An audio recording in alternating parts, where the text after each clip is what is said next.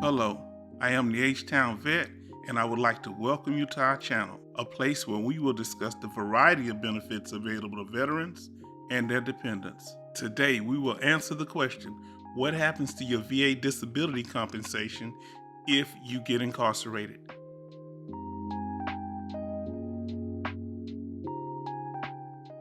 To be clear, your VA disability benefits will be affected if you get incarcerated.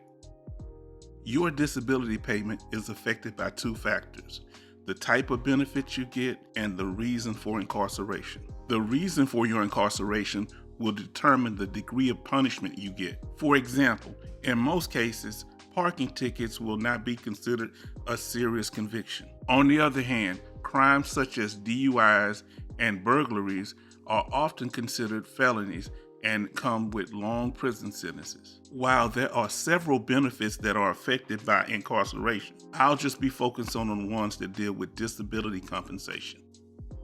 What happens to your VA compensation while you're in prison? If you spend less than 60 days in jail, nothing. But if you're locked up for 61 days on a felony, now you got problems.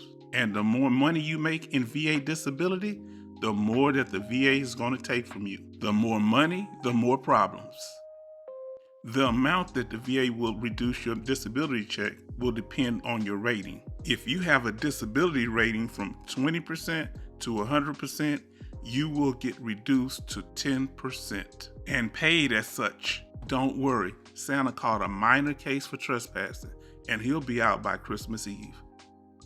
Now, if your disability rating is actually 10% starting out, what they'll do is cut your payment in half.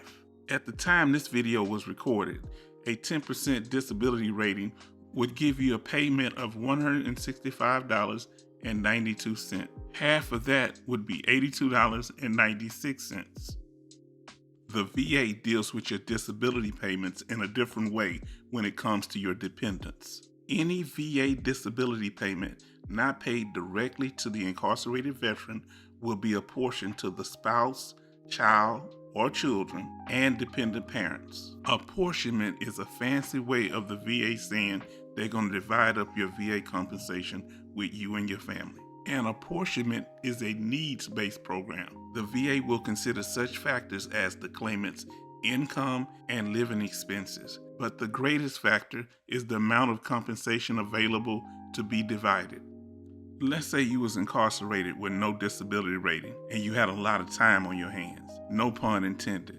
So you decide to file a VA disability claim and it's approved for a 100% disability rating. It's a good chance that your 100% disability rating will be reduced to 10%. It's important that you submit evidence that prove that you need the full amount of 100%. A little later in the video, we'll show you how to do that.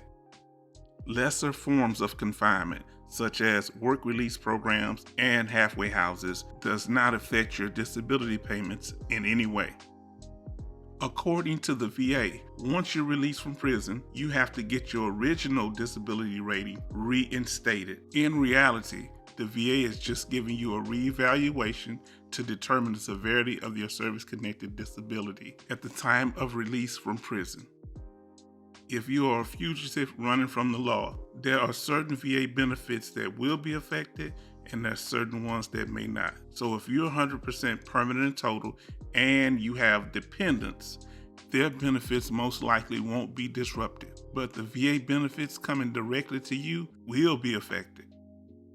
Once law enforcement realizes that you're receiving VA disability compensation, the first thing they're going to do is freeze your bank accounts. Then they're going to contact the VA and request that payments stop being sent to you. There are only two pieces of advice that I can give you when it comes to staying out of jail. Make sound personal decisions and do everything you can to avoid conflict with others. If this video has been informative, please like, share, and subscribe, and click on the notifications for the next video.